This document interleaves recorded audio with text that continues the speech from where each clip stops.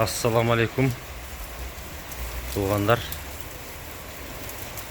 Ол 73 баш қой сатылады.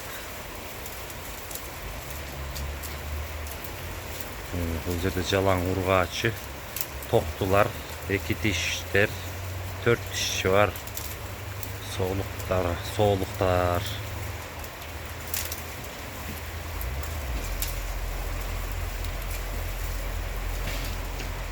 Бүгін 22 май.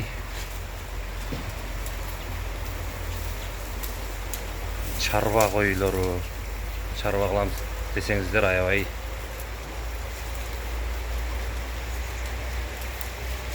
Емчіге жақшы қойлар. Қырқылған бардығы.